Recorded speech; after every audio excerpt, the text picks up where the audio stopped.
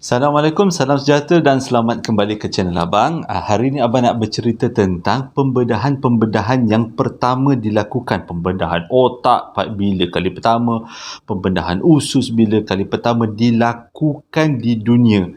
Dan ini semuanya pengetahuan yang bagus. Sebenarnya walaupun Abang ni bukan doktor perubatan, tapi bolehlah Abang ceritakan. Kurang-kurang ia menambah pengetahuan untuk kita semua kan. So kalau korang nak tahu jenis-jenis pembedahan pertama atau pembedahan-pembedahan awal yang dilakukan oleh orang-orang kat dunia ni, tonton video abang daripada mula sampai habis, abang akan ceritakan. Kalau korang ingat, kalau korang yang belum tahulah, dekat usus besar kita sebenarnya ada satu usus kecil, macam saluran kecil lah yang kita panggilkan appendix. Dan selalunya kalau berlaku selalunya bila kita dah meningkat usia remaja ke ataupun dah agak berusia sikit, akan ada makanan-makanan ataupun sisa-sisa makanan yang lalu dekat usus besar, dia semesti akan singgah dekat dalam usus appendix. Dan bila singgah dalam usus appendix, lama-lama usus appendix tu akan dipenuhi dengan bahan-bahan kotor dan mudah jadi radang, bengkak, menanah dekat kawasan tu.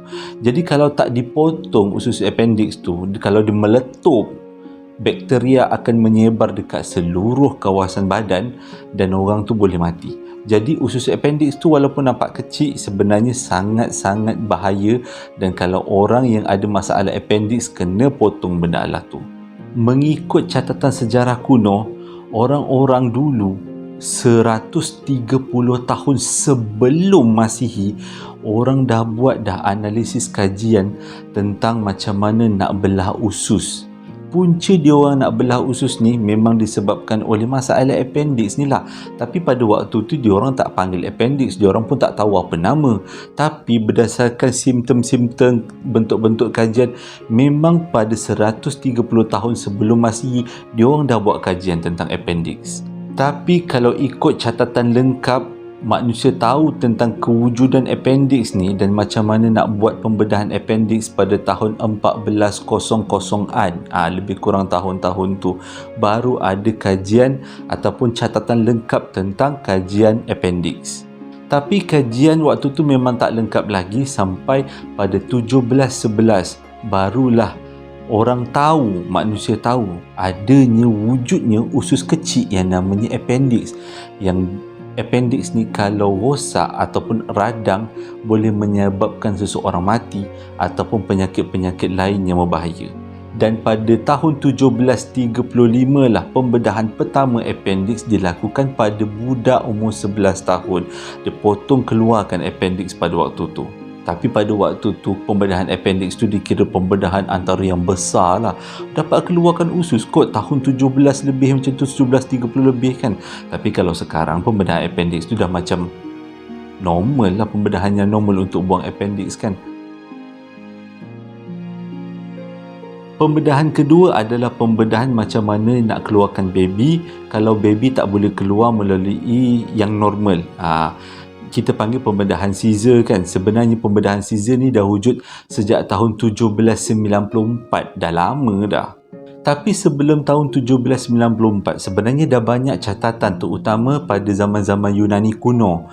Diorang dah buat kajian macam mana nak keluarkan baby daripada perut ibunya tanpa melalui pintu rahim.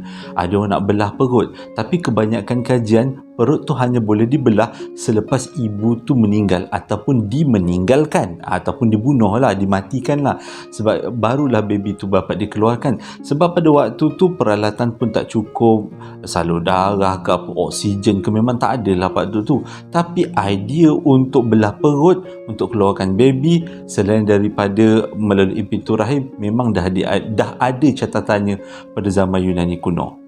Dan pada zaman Yunani kuno juga sebenarnya kajian tu diorang buat berdasarkan kepada kisah hidup seorang dewa namanya Dewa Apollo.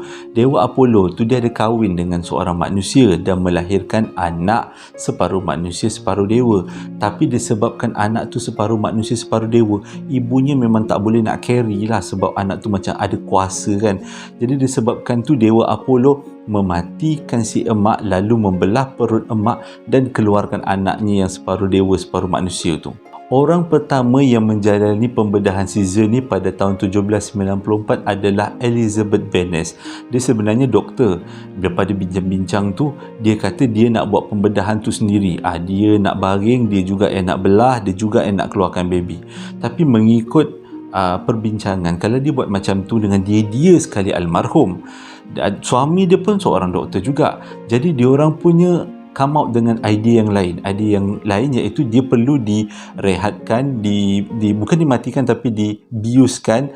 Cara biusnya lain lah pada zaman sekarang. Kalau kita suntik jarum kan, kalau pada waktu tu dia bagi seseorang pesakit tu menghidu sesuatu cecair ataupun menghidu sesuatu pokok dan dia akan dipensankan, barulah dibelahkan perutnya pada tahun 1794. Dan hasil daripada pembedahan tu, si Elizabeth hidup, anak dia pun hidup. Jadi dengan kata lain, itulah pembedahan caesar yang pertama, keluarkan baby melalui pintu tingkap pada tahun 1794. Lain pula cerita dia dengan pembedahan katarak. Sebenarnya pembedahan katarak, kalau korang tahu, katarak tu macam mata tu jadi buta sebab pengumpulan protein dekat mata kan. Abang baca lah kan, protein tu terkumpul dekat mata, lepas tu orang tu akan susah dapat penglihatan yang bagus sebab cahaya nak masuk dalam mata tu dah tak boleh.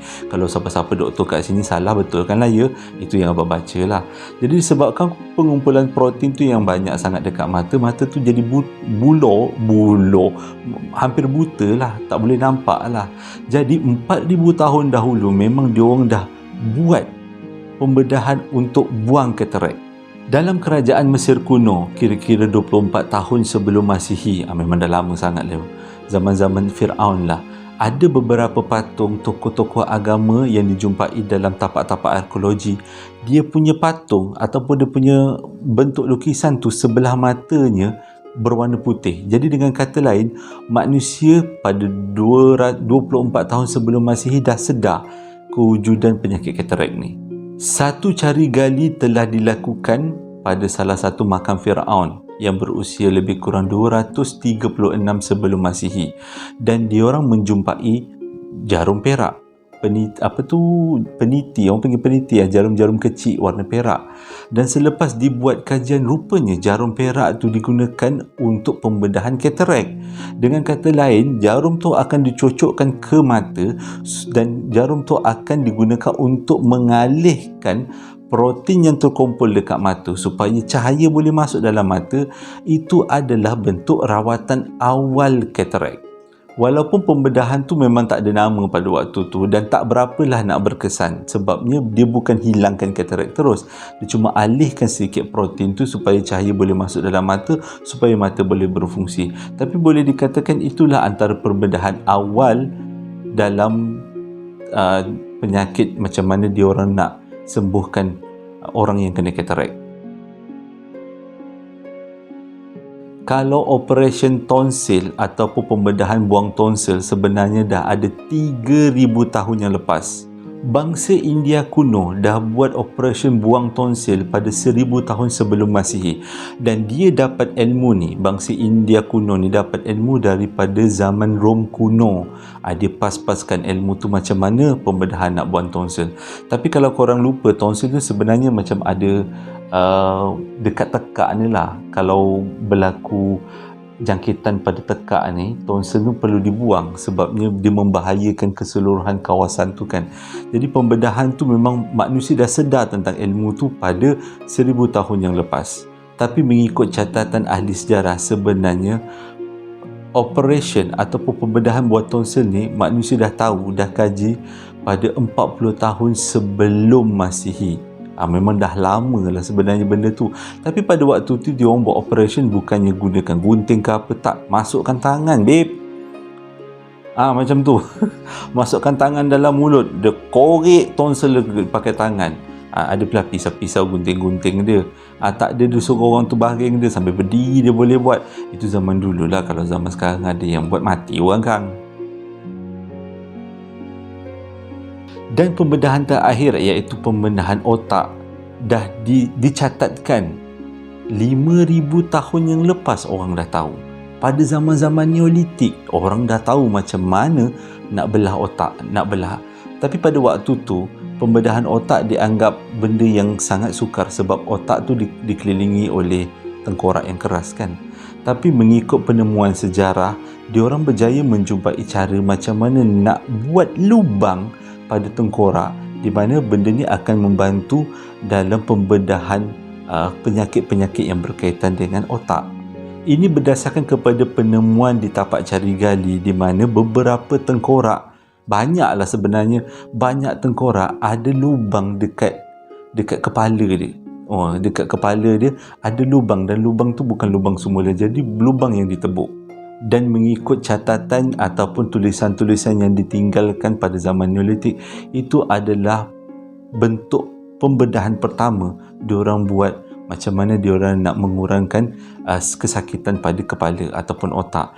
Dan benda ni dijumpai di kawasan-kawasan Rusia. Pada masa yang sama juga, tulisan-tulisan tu mengatakan pembedahan ni sebenarnya adalah untuk sebahagian daripada upacara keagamaan. Tapi tak dinyatakan upacara keagamaan tu bentuk apa. Cuma lebih didetailkan ini adalah untuk perubatan.